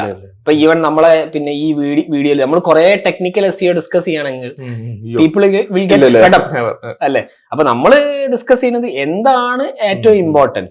ഓക്കെ. അപ്പൊ നമ്മൾ പറഞ്ഞു ഓക്കെ, ഓൺ പേജ് ഉണ്ട്, ഓഫ് പേജ് ഉണ്ട്, പിന്നെന്ത് ചെയ്യുന്നു, ടെക്നിക്കൽ SEO ഉണ്ട്. അപ്പൊ ഇത് മൂന്നും നോക്കണം. ആൻഡ് SEO ഈ കസ്റ്റമർ അക്വിസിഷൻ കോസ്റ്റ് ഇത് എങ്ങനെയാണ് SEOക്ക് ഇത് എങ്ങനെ ഇമ്പാക്ട് ചെയ്യാൻ പറ്റും? കസ്റ്റമർ അക്വിസിഷൻ കോസ്റ്റ് SEOക്ക് പിന്നെ പറഞ്ഞത് ഇപ്പൊ നമ്മൾ എല്ലാത്തിനും ഈ പറഞ്ഞ പോലെ കസ്റ്റമർ അക്വിസിഷൻ കോസ്റ്റിലേക്ക് വരുമ്പോൾ ഒന്ന് കൃത്യമായിട്ടൊരു പ്ലാൻ ഉണ്ട്. നമ്മൾ ആ കണ്ടന്റ് മാർക്കറ്റിംഗ് കേസ് പറഞ്ഞ പോലെ തന്നെയാണ്. ഒന്ന് ലോങ് ടൈമിൽ ഈ സാധനം നമ്മുടെ ഇ കോമേഴ്സ് ആവുകൊണ്ട് പ്രൊഡക്റ്റ് ബേസ് ആ പ്രൊഡക്റ്റിന്റെ കീവേഡ്സ് റാങ്ക് ചെയ്യാം, ഇല്ലെങ്കിൽ കാറ്റഗറി കീവേഡ്സ് റാങ്ക് ചെയ്യാം. ഇപ്പൊ ഒരാളൊരു സ്പെസിഫിക് പ്രൊഡക്റ്റ്, അപ്പൊ ഇയാൾക്ക് ഒരു പ്രൊഡക്റ്റ് അറിയില്ല, ആ കാറ്റഗറിയുടെ പേരേ അറിയുള്ളൂ.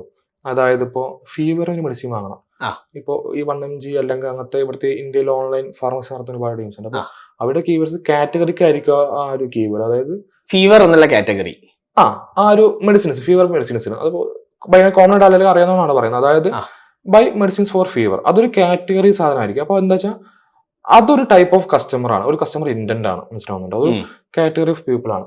അതുകൂടാതെ തന്നെ സ്പെസിഫിക് ആയിട്ട് ആ പ്രൊഡക്റ്റിന് സെർച്ച് ചെയ്യുന്ന ആളുണ്ടായിരിക്കും. പാരസെറ്റമോൾ സെർച്ച് ചെയ്യുന്ന അപ്പൊ അവർക്ക് എന്താ അത് പ്രൊഡക്റ്റ് പേജിലേക്ക് ടാർഗറ്റ് ചെയ്യാൻ പറ്റും. ഇപ്പൊ പുതിയൊരു സൈറ്റ് കൊണ്ടാണ് നമ്മൾ പലപ്പോഴും ഏജൻസി എക്സ്പീരിയൻസ് കാര്യമാണ്. അതായത് ഈ SEO ടൈം എടുക്കുന്ന കാര്യം ഭയങ്കര ബുദ്ധിമുട്ടാണ് പറഞ്ഞ് മനസ്സിലാക്കാൻ വരെ. So they need sales, herd about this SEO, അതായത് SEO കേട്ടിട്ടുണ്ട്, SEO എന്താണെന്നറിയാം.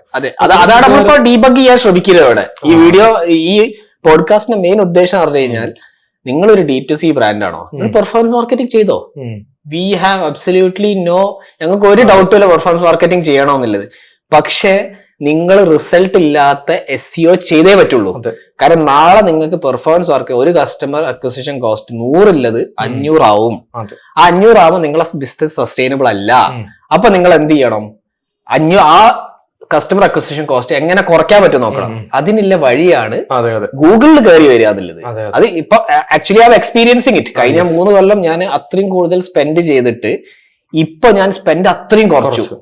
എന്നിട്ടും എനിക്ക് ആക്ച്വലി എന്റെ മാനേജ്മെന്റ് വരെ ചോദിച്ചു, നീ സ്പെൻഡ് കുറച്ചു പക്ഷെ സെയിൽ കുറഞ്ഞില്ലല്ലോ, അപ്പൊ ഇത്രയും കാലം വെറുതെ ആയിരുന്നോ സ്പെൻഡ് ചെയ്ത്?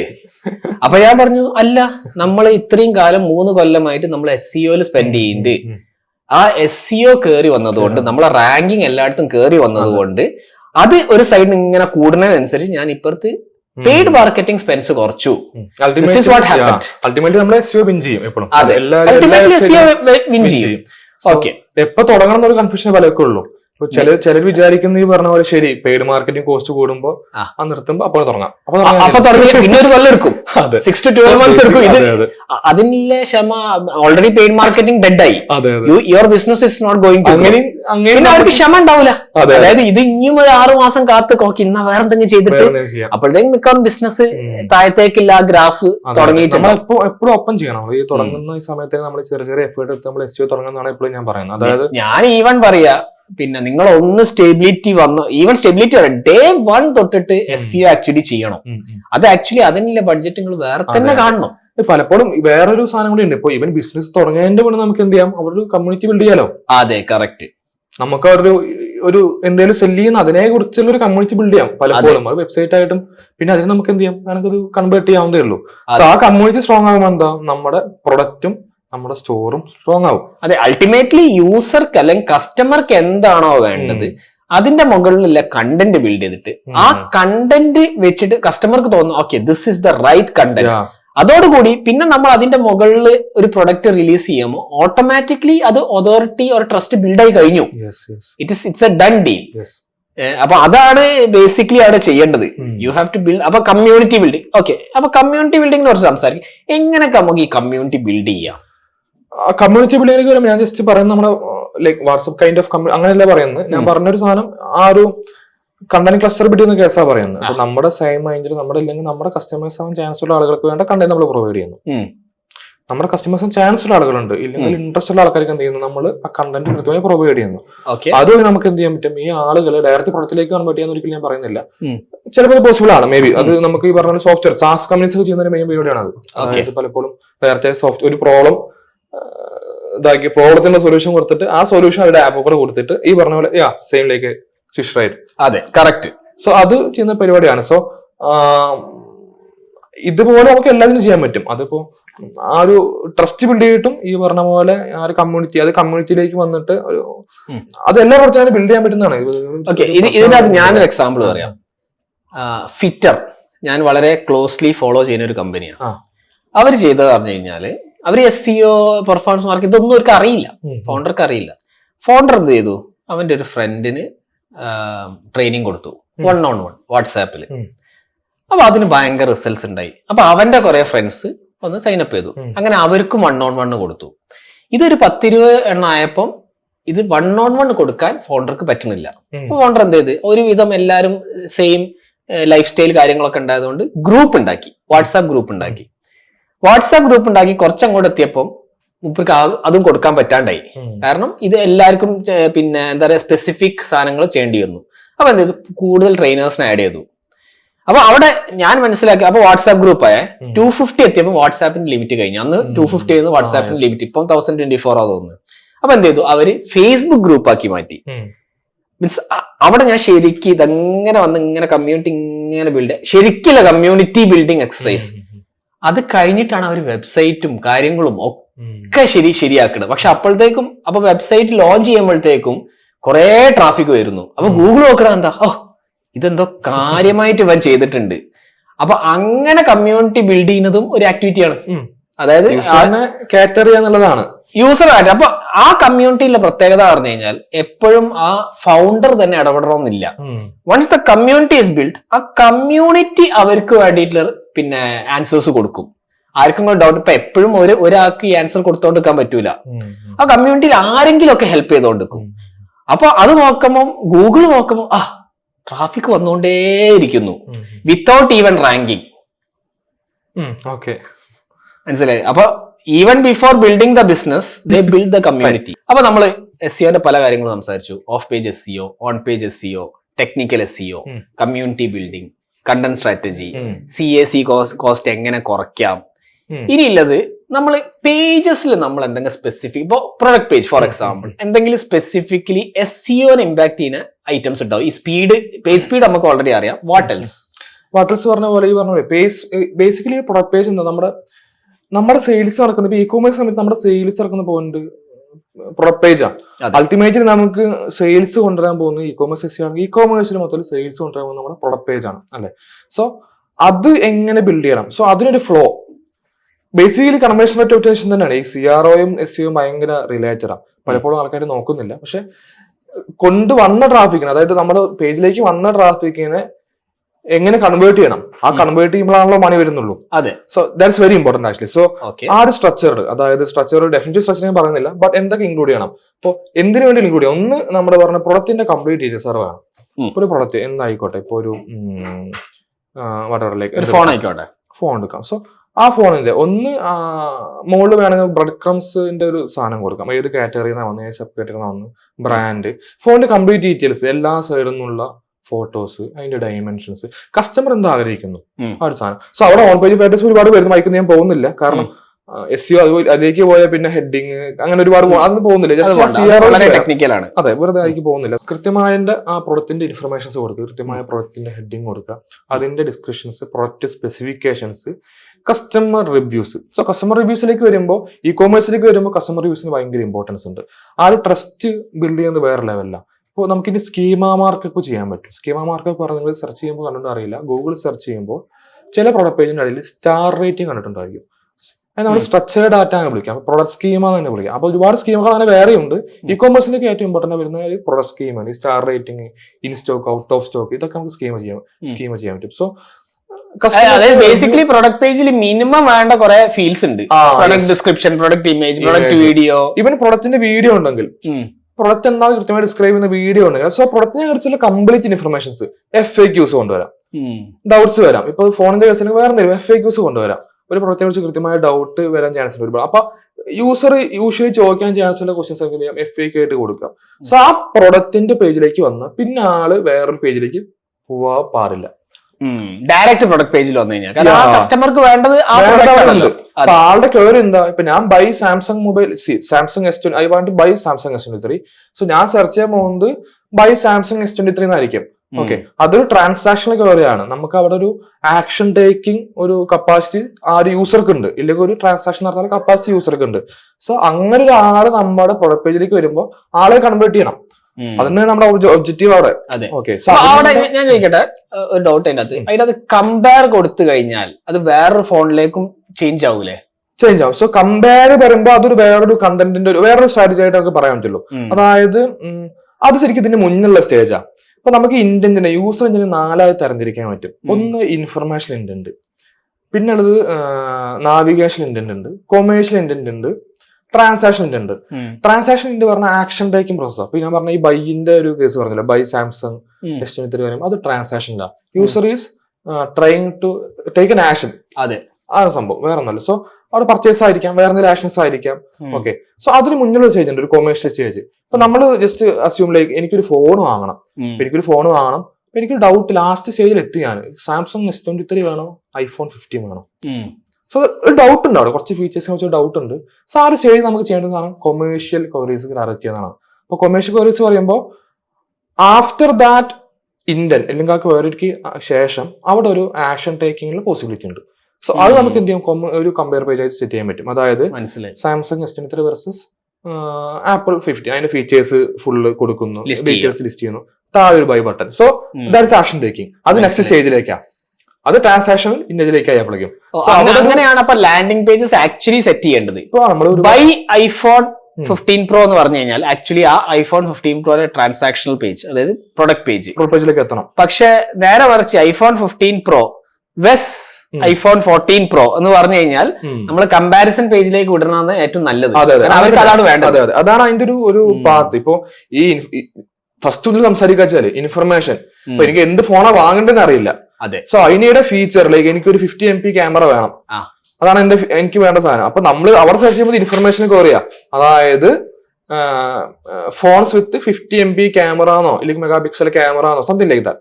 സോ അവിടെ വരുന്ന പേജ് അധികം ഇൻഫർമേഷൻ, അത് ഇൻഫർമേഷൻ ഇന്റന്റ് ആയിരിക്കും, യൂസർക്ക് വേണ്ട ഇൻഫർമേഷൻ. മനസ്സിലായി. അപ്പൊ ഇതിനൊക്കെ നമുക്ക് ഓരോ പേജസ് സെറ്റ് ചെയ്യാം. അതായത് എനിക്കിപ്പോ ഫോൺ വിത്ത് പിന്നെ 50 MB ക്യാമറ ആൻഡ് ദിസ്, അതൊരു പെർട്ടിക്കുലർ സെർച്ച് ക്വയറി ആണ്. അപ്പൊ അതിന് നമ്മൾ പ്രൊഡക്റ്റ് പേജിലേക്കല്ല ആക്ച്വലി വിടേണ്ടത്. അതായത് മൊത്തത്തിലുള്ള ചിലപ്പോ കളക്ഷൻ പേജ് ആയാലും ബ്ലോഗ് ആയിരിക്കാം കുറച്ചുകൂടി നല്ല, അല്ലെങ്കിൽ വീഡിയോ ആയിരിക്കാം, വീഡിയോ ഇൻക്ലൂഡ് ചെയ്യാം, നമുക്ക് എല്ലാം ചെയ്യാം. അത് ബേസിക്കലി നമ്മൾ കസ്റ്റമേഴ്സിന് ഇന്റന്റിനെ സാറ്റിസ്ഫൈ ചെയ്യണം. അതെ, യൂസർ ഇന്റന്റ് യൂസറാണ് അവിടെ. സെർച്ചർ ഇന്റന്റിനെ സാറ്റിസ്ഫൈ ചെയ്യുന്ന റിസൾട്ട് ആണ് ഗൂഗിളിന് ആവശ്യമില്ല, യൂസർക്ക് ആവശ്യമില്ല അല്ലേ? സോ ഇൻഫർമേഷൻ സെർച്ച് ചെയ്യുമ്പോൾ ഇൻഫർമേഷൻ തന്നെ കിട്ടണം. കറക്റ്റ്. സോ അവിടെ നമുക്ക് ഒരിക്കലും ട്രാൻസാക്ഷൻ പുഷ് ചെയ്യാൻ പറ്റില്ല ഒരിക്കലും. സോ ആ ഇൻഫർമേഷൻ കിട്ടിയ ആൾക്ക് അത് കഴിഞ്ഞിട്ട് സെക്കൻഡ് സ്റ്റേജിൽ മേ ബി കമ്പാരിസൺ ആയിരിക്കാം, ഈ വെർസസ് ഡിഫറെന്റ് ഫോൺ തമ്മിൽ കമ്പാരിസൺ ആയിരിക്കാം. അത് കഴിഞ്ഞിട്ട് ഒരു പോസിബിലിറ്റി ഉണ്ട്, ആക്ഷൻ എടുക്കാനുള്ള പോസിബിലിറ്റി, അവിടെ തന്നെ ആക്ഷൻ എടുക്കാനുള്ള പോസിബിലിറ്റി ഉണ്ട്. പക്ഷെ ട്രാൻസാക്ഷൻ ആകുമ്പോൾ എന്താ കുറച്ചും കൂടി സ്പെസിഫിക് ആണ്, ഭയങ്കര സ്പെസിഫിക് ആണ്. സോ അതെങ്ങനെ ഡിസൈൻ ചെയ്യുന്നുള്ള ഒരു ഭയങ്കര ഒരു കൺവേർഷൻ CRM ഒരു വലിയൊരു സംഭവമാണ്. കൺവേർഷൻ റേറ്റ് ഒപ്റ്റിമൈസ് ചെയ്യുന്ന ഒരു വലിയൊരു ഫാക്ടറാണ്. സോ എന്തൊക്കെ ഫാക്ടേഴ്സ് ഇൻക്ലൂഡ് ചെയ്യാന്നുള്ളത് നമ്മുടെ പ്രോജക്റ്റിനെ റിലേറ്റ് ചെയ്ത മാക്സിമം ഫാക്ടേഴ്സ് വളരെ സിമ്പിൾ ആയിട്ട് ഇൻക്ലൂഡ് ചെയ്യും. അവിടെയാണ് നമുക്ക് UI UX എല്ലാം SEOന് ബാധിക്കുന്ന സാധനമായിട്ട് വരുന്നത്. SEOയും UI UX CRM ഒക്കെ ഭയങ്കരമായിട്ട് ഒത്തുചേർന്ന് പോകുന്ന ഒരു സാധനമാണ്. അതായത് ഗൂഗിൾ നോക്കുന്നത് ആ കസ്റ്റമറെ ആ സൈറ്റിലേക്ക് വിട്ടു, ആ സൈറ്റിന് വേണ്ട ഇൻഫർമേഷൻ കൊടുത്തു, എന്നിട്ട് ചെക്ക്ഔട്ടിലേക്ക് എത്തുന്നുണ്ടോന്ന് വരെ ഗൂഗിൾ ചിലപ്പോൾ ചെക്ക് ചെയ്യും. ഗൂഗിളിന്റെ ബേസ് വെച്ചിട്ട് യൂസറിന്റെ ഇന്റന്റ് സാറ്റിസ്ഫൈ ആയോ, അതാണ് ചോദ്യം. നിങ്ങൾ വന്ന കാര്യം നടന്നോ? അതെ, യൂസർ എന്തോ ഇൻഫർമേഷൻ ആവാം, ചിലപ്പോൾ ബൈ ആവാം, ചിലപ്പോൾ വാട്ട് എവർ ഇറ്റ് ഇസ്. അതെ, user intent is very important. ഇനി പുതിയൊരു ഇതിലേക്ക് വരുമ്പോൾ പണ്ട് ഒരുപാട് SEOസിനൊക്കെ കീവേഡ് വെറുതെ പുഷ് ചെയ്താൽ മതി, ഒരു 5 കീവേഡ് ഇടാം, ഒരു 6 കീവേഡ് ഇടാം, അങ്ങനെ ഒരു ഇതായിരുന്നു. പക്ഷെ അങ്ങനെയല്ല, സാറ്റിസ്ഫൈ ദ യൂസറിന്റെ സിമ്പിൾ, ഏറ്റവും ഈസിയസ്റ്റ് ഡെഫിനേഷൻ അതാണ്. അത് വളരെ ക്ലിയർ ആ. പണ്ടൊക്കെ എനിക്കൊന്ന് ഇപ്പോഴും ഉണ്ടോ ഒന്ന്, പിന്നെ ഇന്ന കീവേഡ് റാങ്ക് ചെയ്യണമെങ്കിൽ എത്ര രൂപ, അത് ഇപ്പോഴും പലരും സെല്ല് ചെയ്യും. പലർക്കും തോന്നുന്നു ചില പല ഏജൻസി മോഡൽസിൽ ഈ പറഞ്ഞ പോലെ മന്ത്ലി ഇത്ര കീവേഡ്സ് ഒരു കൗണ്ട് ഉണ്ട്. അത് തെറ്റായ സ്ട്രാറ്റജി ഞാൻ പറഞ്ഞില്ല, പണ്ട് അങ്ങനെയാണ് ചെയ്തിരുന്നത്. പക്ഷെ ഇപ്പോ കൂടുതലും ചെയ്യുന്ന പരിപാടി പറഞ്ഞാൽ ആ വെബ്സൈറ്റിന്റെ മൊത്തം ഒരു SEO ചെയ്യുന്നു. സോ അതിന് പ്ലാൻ ഉണ്ടാക്കുന്നു, first level, second level plan. So അതിന് നമ്പർ ഓഫ് കീവേഡ്സിനെക്കാളും കൂടുതൽ we want to create an authority around the website. Ultimately sale ഉണ്ടാവണം, ചെയ്തിട്ട് സെയിൽ ഉണ്ടാവണം. അപ്പൊ അത് വേണമെങ്കിൽ ഫസ്റ്റ് സ്റ്റേജിൽ വേണമെങ്കിൽ കീവേഡ് സ്പെസിഫിക് ആക്കാം, സെക്കൻഡ് സ്റ്റേജിൽ വേണമെങ്കിൽ നമുക്ക് CRO സ്പെസിഫിക് ആക്കാം, സ്ട്രാറ്റജി തുടങ്ങാം, കമ്മ്യൂണിറ്റി ബിൽഡ് ചെയ്യാം. ഒരുപാട് സാധനങ്ങളുണ്ട്. അപ്പൊ നമ്മൾ പ്രൊഡക്റ്റ് പേജിൽ തുടങ്ങിയത് പ്രൊഡക്റ്റ് പേജിന്റെ ഒരു ഇമ്പോർട്ടൻസ് ആണ് എനിക്ക് വരുന്നത്. അപ്പൊ എന്തായാലും പ്രൊഡക്റ്റ് പേജ് ആയാലും ഇപ്പൊ ബ്ലോഗ് പേജ് ആയാലും വേറെ എന്ത് കമ്പാരിസൺ പേജ് എന്തായാലും യൂസർക്ക് വേണ്ട കൊടുക്കുക. അപ്പൊ യൂസർക്ക് വേണ്ട വീഡിയോ ആണെങ്കിൽ അതവിടെ വീഡിയോ ആയിട്ട് കൊടുക്കുക. ചിലപ്പോൾ ഇൻഫോഗ്രാഫിക്സ് ആയിരിക്കും വേണ്ടത്, അതവിടെ കൊടുക്കുക. കസ്റ്റമർക്ക് എന്താണോ വേണ്ടത്, ഏറ്റവും ബെസ്റ്റ് എന്താണോ അത് കൊടുക്കുക. അതെ, എനിക്കൊന്ന് ഇതും കൂടി പറഞ്ഞു കഴിഞ്ഞപ്പോ എനിക്കൊന്ന് ഒരുവിധം SEOന്റെ ഇമ്പോർട്ടൻസ് എല്ലാവർക്കും മനസ്സിലായിട്ടുണ്ടാവും. പക്ഷെ to sum this up as an e-commerce store owner ഞാൻ പറയാ, customer acquisition cost, this is the biggest factor that is going to decide the future of your store. അപ്പം അത് എങ്ങനെ അങ്ങ് കുറയ്ക്കാൻ പറ്റുമോ അത്രത്തോളം നല്ല. അതിന്റെ മേജർ ഒരു ഏരിയ പ്ലേ ചെയ്യുന്നത് SEO തന്നെയാണ്. കമ്മ്യൂണിറ്റി ബിൽഡ് ചെയ്യാം, നിങ്ങൾക്ക് ഇൻസ്റ്റാഗ്രാമിൽ കണ്ടന്റ് ചെയ്യാം, ഇതൊക്കെ ചെയ്യാം. പക്ഷെ അൾട്ടിമേറ്റ്ലി കസ്റ്റമർ വന്ന് ഇവിടെ സെർച്ച് ചെയ്യുന്നുണ്ട്.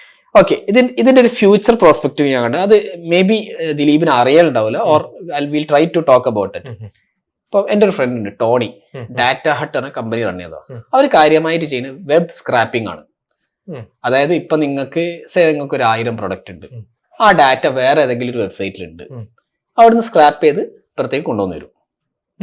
ഓക്കെ, ടോണി പറയും, ടോണി അപ്പൊ എങ്ങനെ സ്ക്രാപ്പ് ചെയ്യാം, അതുമായിട്ട് ബന്ധപ്പെട്ട ബ്ലോഗുകളാണ് അവരെ വെബ്സൈറ്റിൽ ഇടുക.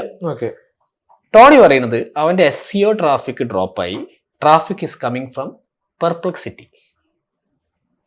AI ഡ്രിവൺ ട്രാഫിക് ആണ് ഇപ്പൊ ഏറ്റവും കൂടുതൽ ടോണിയുടെ വെബ്സൈറ്റിലേക്ക് വരുന്നത്. AI ഡ്രിവൺ എന്ന് പറയുമ്പോൾ പെർപ്ലക്സിറ്റി, അതായത് നമ്മളിപ്പം ChatGPT പ്ലസ് അതേപോലത്തെ ഒരു പ്ലാറ്റ്ഫോമാണ് പെർപ്ലക്സിറ്റി.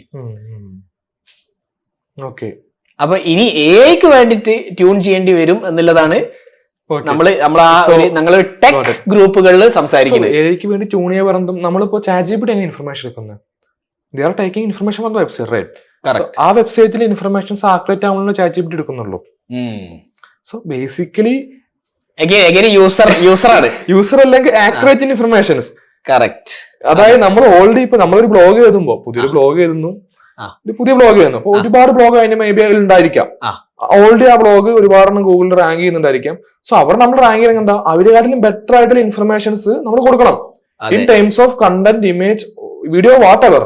നമ്മുടെ ആ ഇന്റന്റ് ഒന്നുകൂടി കൂടുതൽ സാറ്റിസ്ഫൈ ചെയ്തിട്ട് അവിടെ ഇതാക്കുമ്പോൾ നമ്മൾ റാങ്ക് ചെയ്യുന്നുള്ളൂ. അപ്പൊ ആ ഇൻഫർമേഷൻ ആണ് ഗൂഗിൾ എടുക്കുക. അപ്പൊ ഗൂഗിളിന്റെ ജനറേറ്റീവ് വഴിയും കാര്യങ്ങളൊക്കെ വരുന്നുള്ളൂ. അപ്പൊ അതിലൊക്കെ ഇപ്പൊ ടെസ്റ്റിംഗ് സ്റ്റേജിലാണ് സത്യം പറഞ്ഞാൽ. സോ അവരും ഇൻഫർമേഷൻ എടുക്കുന്നത് ഇത് തന്നെയാണ്. ഓക്കെ, അപ്പൊ എനിക്ക് അതിനകത്ത് മനസ്സിലായി, സിമ്പിളായി പറഞ്ഞ കണ്ടന്റ് തന്നെയാണ്. യൂസർക്ക് വേണ്ട കണ്ടന്റ് ആണോ കൃത്യമായി. അപ്പൊ നിങ്ങൾക്ക് ചിലപ്പോൾ ഗൂഗിളിനായിരിക്കില്ല ട്രാഫിക് കൂടുതൽ വരിക, ചിലപ്പോൾ ChatGPT പ്ലസിന് വരാം, ചിലപ്പം പെർപ്ലക്സിറ്റിന് വരാം, അങ്ങനത്തെ പല AI സാധനങ്ങളും ഉണ്ട്. അപ്പൊ ഇതിന്റെ അകത്തിനൊക്കെ നിങ്ങൾക്ക് വരാം. പക്ഷെ അൾട്ടിമേറ്റ്ലി കണ്ടന്റ് ഉണ്ടെങ്കിലേ ഇത് വരുള്ളൂ.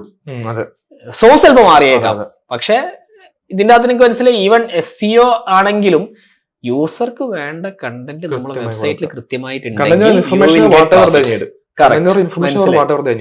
Okay, I think that's it. എനിക്കൊന്ന് നമ്മളെ ഈ ഒരു സാധനം നമുക്ക് റാപ്പ് ചെയ്യാം. അത്യാവശ്യം ആയിട്ടുണ്ട്. ഇനി SEO ചോദിച്ചിട്ട് ആരും വരരുത്. SEO is dam important for you guys. Definitely do it. ഇതിന്റെ കൂടെ തന്നെ നിങ്ങൾ വീഡിയോ കണ്ടിട്ടുണ്ടെങ്കിൽ ലൈക്ക് ചെയ്യുക, സബ്സ്ക്രൈബ് ചെയ്യുക. ഞങ്ങൾ എല്ലാ ആഴ്ചയും സാറ്റർഡേ 5 PM ഒരു വീഡിയോ ഇടും റിലേറ്റഡ് ടു ഇ-കൊമേഴ്സ്. സോ നിങ്ങൾ വീഡിയോ കണ്ടിട്ടുണ്ടെങ്കിൽ സബ്സ്ക്രൈബ് ചെയ്യുക. അപ്പൊ അടുത്ത വീഡിയോന്റെ നോട്ടിഫിക്കേഷൻ നിങ്ങൾക്ക് ഓട്ടോമാറ്റിക്കലി വന്നോളും. Thank you. Another episode, another guest. See you then. Okay, thank you Dileep. Thank U.